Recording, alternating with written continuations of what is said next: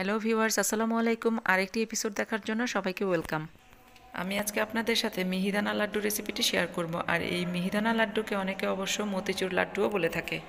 এই লাড্ডুগুলো কিন্তু অনেক দাম, তো সেই দামি জিনিসগুলো যদি আমরা ঘরে বানিয়ে খেতে পারি তাহলে কিন্তু খরচটা অনেকটাই কমে যায়। আর এগুলো বানানো খুবই সহজ। এই করোনা আর ওমিক্রনের সময় বাহিরের জিনিস খাওয়া তো একেবারেই নিরাপদ না। নিজেকে সুস্থ রাখার জন্য এবং পরিবারের সবাইকে সুস্থ রাখার জন্য ঘরোয়া জিনিস খাওয়াটাই হচ্ছে সবচেয়ে নিরাপদ। তাহলে চলুন দেখে নেই হুবহু দোকানে বানানোর মতন লাড্ডুর রেসিপি। মিহিদানা লাড্ডু বানানোর জন্য আমি এখানে একটা মিক্সিং বোল নিয়েছি, আর এর মধ্যে আমি মেজারমেন্ট কাপের 2 কাপ পরিমাণ বেসন নিয়েছি। আর এটা যে এই কাপেই নিতে হবে এমন কোনো কথা না, আপনারা ইচ্ছে করলে অন্যান্য যে কোনো কাপে বা যে কোনো বাটিতেই নিতে পারেন। তো ঠিক যেই বাটিতেই বেসনটা মাপা হবে সেই বাটিতেই অন্যান্য সব কিছু মাপলে মেজারমেন্টটা ঠিক হয়ে যাবে। একটা হ্যান্ড হুইস্ক দিয়ে নেড়ে চেড়ে এগুলোকে একটু ঝরঝরে করে নিচ্ছি। আর এই বেসনগুলো কিন্তু আমি গুঁড়ি চালনি দিয়ে চেলে নিয়েছি, একদম ছোট যেই চালনি আছে সেটা দিয়ে। এখন এর মধ্যে আমি পানি মেশাবো অল্প অল্প করে, একবারে সব পানি না দিয়ে কিছু পানি দিয়ে একটু মেশাবো আবার মেশাবো। এইভাবে যদি করি মেশাই তাহলে এই ব্যাটারটা খুব সুন্দর হবে, একেবারে স্মুথ হবে, আবার একটুখানি ফোমি ফোমি ভাব আসবে। এই ব্যাটারটা একটু সময় নিয়ে মেশাতে হবে, তাহলে ব্যাটারটা সবচেয়ে বেশি সুন্দর হবে। আর এর মধ্যে কিন্তু পানির কোনো বিশেষ মাপ নেই, এটা একদম পাতলা একটা ব্যাটার হবে, যাতে পানি যেভাবে গড়গড় করে পড়ে সেইভাবে যাতে গড়গড় করে পড়বে। বেসনের ব্যাটারটা কিন্তু একদম রেডি হয়ে গেছে। আর খেয়াল রাখবেন এটা কিন্তু একদম পাতলা একটা ব্যাটার, এটা কিন্তু ভারী হলে এই লাড্ডুটা ভালো হবে না, একটু পাতলা হবে, অনেক পাতলা, একটু পাতলা না। তো এর মধ্যে আমি এখন সামান্য পরিমাণে জর্দার রং মিশিয়ে নেব। আপনারা যদি কেউ না চান রং মেশাতে তাহলে না মেশাবেন। জর্দার রং মেশালে এটা একটু দেখতে সুন্দর লাগবে, দেখতে কালারটা সুন্দর হবে, এই জন্য আমি রংটা মেশালাম। ব্যাটারটা এখন সম্পূর্ণ রেডি। এখন আমি একটা পাইপিং ব্যাগ নিয়েছি, আর পাইপিং ব্যাগটার মধ্যে ভরার সুবিধার্থে আমি কাপ নিলাম। এই কাপ দিয়েই আমি পাইপিং ব্যাগে এই ব্যাটারটা ঢেলে নেব। আর পাইপিং ব্যাগ ছাড়া আপনারা ইচ্ছে করলে অন্যান্য যে কোনো পলিথিন নিয়ে করতে পারেন, অথবা যে দুধের যে প্যাকেট আছে লিকুইড দুধের সেই প্যাকেটগুলো দিয়েও খুব ভালো হয়, কিন্তু আপনারা সেভাবেও করতে পারেন। তো আমি পাইপিং ব্যাগটা এরকম একটা মগের মধ্যে নিলাম, তারপরে কাপ দিয়ে এর মধ্যে ব্যাটারটা ঢেলে নিব। আর এই পাইপিং ব্যাগের যে চিকন মুখটা আছে সেখানে একদম ছোট্ট একটা ফুটো করতে হবে, বড় ফুটো করলে কিন্তু সমস্যা হয়ে যাবে, এটা ভালো হবে না, মানে মিহিদানা লাড্ডু হবে না। তো মিহিদানা লাড্ডু করার জন্য আমার এই বেসনের যেই ইয়াগুলো হবে, বুন্দিয়াগুলো হবে, সেগুলোও কিন্তু মিহি হতে হবে। আর সেই জন্যই এর যেই ফুটোটা হবে সেটা অনেক ছোট্ট একটা ফুটো করতে হবে। আমি চুলার উপরে একটি কড়াই বসিয়েছি, আর তার মধ্যে আমি পর্যাপ্ত পরিমাণে তেল দিয়েছি। তেলটা মিডিয়াম আঁচে গরম করে নিলাম, আর চুলার আঁচটাও সারাক্ষণ মিডিয়ামই থাকবে, বেশি হলে আবার একটু পুড়ে যেতে পারে, এই জন্য সবসময় মিডিয়াম থাকবে। আর একটুখানি বেসন দিয়ে দেখলাম যে তেলটা কীরকম গরম হয়েছে। ফটোটা ক্যামেরার সামনে এনে দেখাচ্ছি বলে এটা কিন্তু বড় দেখা যাচ্ছে, কিন্তু এটা আসলে কিন্তু অনেক ছোট্ট একটা ফুটো। আর এই এত ছোট যে দেওয়ার পরে যাতে খুব চিকন হয়ে পড়তে থাকে, আপনারা খেয়াল করুন যে কিভাবে পড়ছে, এরকমভাবে চিকন হয়ে পড়বে। 1 থেকে দেড় মিনিটের মধ্যে এগুলো ভাজা হয়ে যাবে। তারপর এগুলো তুলে তেলটা ছেঁকে টিস্যু পেপার অথবা পেপারের উপরে রাখলে তেলটা শুষে নেবে। তো এগুলো আমি এখন ছেঁকে তুলে নিলাম, তারপর আমি এখন টিস্যু পেপারের উপর রাখবো। তো আবার আমি এই তেলের মধ্যে এই বেসনের ব্যাটারগুলো দিয়ে দেব।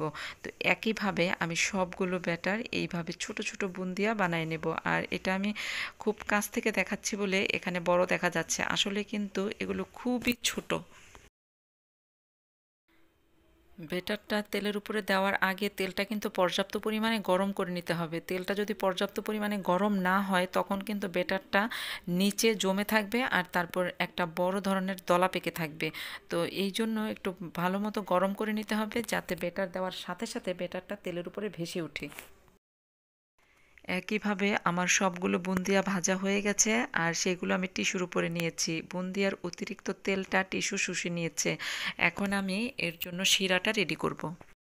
শিরা করার জন্য আমি এখানে একটা হাঁড়ি নিয়েছি, আর এর মধ্যে যেই কাপে বেসন মেপেছিলাম সেই কাপে আমি এখন 2 কাপ পরিমাণ চিনি নিয়ে নিলাম, আর এই কাপে আমি এখন 1.5 কাপ পরিমাণ পানি দিয়ে দেব।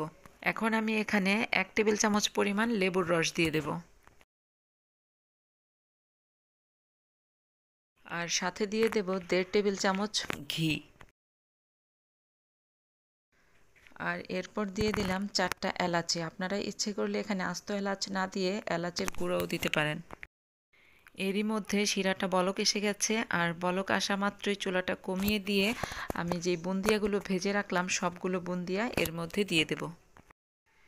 মিডিয়াম থেকেও আরও অনেক কম আঁচে, একেবারে লো আঁচে না, লোর থেকে একটু বেশি আর মিডিয়াম থেকে কম আঁচে এগুলো নাড়তে থাকবো। নাড়তে নাড়তে যখন এগুলো একটু আঠালো হয়ে আসবে তারপর চুলাটা বন্ধ করে দেব। চুলার উপরে নাড়তে নাড়তে বুন্দিয়াগুলো সবগুলো শিরা টেনে নিয়েছে, আর শিরাটাও একটু আঠালো মনে হয়েছে। হাতে যখন হালকা আঠালো মনে হবে তখনই চুলাটা বন্ধ করে দিয়ে ঢেকে রাখতে হবে প্রায় 1 থেকে 1.5 ঘন্টা। তো আমার বুন্দিয়াগুলো রেডি হয়ে গেছে, আমি এগুলো এখন ঢেকে রাখবো। ফিরে আসবো 1-1.5 ঘন্টা পর। প্রায় 1.5 ঘন্টা পর ঢাকনাটা তুলে নিলাম, আর তারপর আমি এখানে কিছু কাঠবাদাম কুচি করে রেখেছিলাম সেগুলোও দিয়ে দিলাম। আর তারপর এখানে আমি কিছু পেস্তা বাদামও কুচি করে রেখেছিলাম সেগুলোও দিয়ে দিলাম। আপনারা ইচ্ছে করলে এখানে কিশমিশ দিতে পারেন, আরও অন্যান্য পছন্দ মতো বাদাম দিতে পারেন। তো আমি এই 2 রকমের বাদামই দিলাম। তারপর এগুলোকে একটা স্প্যাচুলা দিয়ে খুব ভালোভাবে মিশিয়ে নিলাম। আপনারা যদি কেউ ইচ্ছে করেন ঠিক এই সময়ে 1 চা চামচ কেওড়া জল দিতে পারেন। আমার হাতের কাছে কেওড়া জল ছিল না, তাই আমি দেইনি। সব কিছু খুব ভালোভাবে মেশানো হয়ে গেছে, এখন আমি এইগুলো একটা ট্রেতে নামিয়ে নেব। এখন এইগুলোকে হাত দিয়ে চেপে চেপে লাড্ডুর আকার দিতে হবে। একটু জোরে জোরে প্রেস করতে হবে, না হলে কিন্তু এগুলো দলা পাকতে চাইবে না। অনেকে কিন্তু এগুলোকে অনেক বড় বড় বুন্দিয়া বানায় আর তারপর ব্লেন্ডারে ব্লেন্ড করে এভাবে লাড্ডু করে, কিন্তু সেটা কিন্তু মিহিদানা লাড্ডু হয় না। মিহিদানা লাড্ডু করতে হলে এরকম খুব ছোট ছোট বুন্দিয়া বানাতে হবে, একদম মিহি বুন্দিয়া বানাতে হবে, আর সেগুলো দিয়েই লাড্ডু বানাতে হবে। তো সেগুলো যখন হাত দিয়ে এভাবে চাপতে যদি আপনাদের কষ্ট হয় তাহলে এইভাবে একটু মথে নেবেন, তাহলে এগুলো দলা পাকাতে খুব ভালো হবে। ভিডিও চলতে চলতে আমি ছোট্ট করে একটু বলে নেই, আমার ভিডিওটা যদি ভালো লাগে তাহলে অবশ্যই একটা লাইক দিবেন, ফ্রেন্ডস অ্যান্ড ফ্যামিলিতে শেয়ার করবেন। আর আমার চ্যানেলে যদি নতুন হয়ে থাকেন অবশ্যই আমার চ্যানেলটা সাবস্ক্রাইব করবেন। আর আমার চ্যানেলটা সাবস্ক্রাইব করলে আমি পরবর্তী ভিডিও দেওয়ার সাথে সাথে আপনি সবার আগে নোটিফিকেশন পেয়ে যাবেন। একইভাবে আমার সবগুলো লাড্ডু করা হয়ে গেছে, দেখুন কি সুন্দর লাগছে, একদম দোকানের লাড্ডুগুলোর মতো। স্বাদে কিন্তু কোনো অংশে কম না, দোকানের লাড্ডুর চেয়ে বরং বেশিই স্বাদ লাগবে। আর তারপর এখানে আমি আরও কিছু কাঠবাদাম কুচি করে রেখেছিলাম সেগুলো উপরে সাজিয়ে দিচ্ছি। আপনারা আপনাদের পছন্দ মতন যেভাবে খুশি সেভাবে সাজাতে পারেন, কিশমিশও দিতে পারেন, চেরি দিতে পারেন, যেভাবে ইচ্ছা। আজকের মতো এখানেই শেষ করছি, আবার দেখা হবে অন্য কোনো ভিডিওতে। আপনারা ততদিন ভালো থাকবেন, সুস্থ থাকবেন, নিজে ভালো থাকবেন, পরিবারকে ভালো রাখবেন, আমার চ্যানেলের পাশেই থাকবেন। আল্লাহ হাফেজ।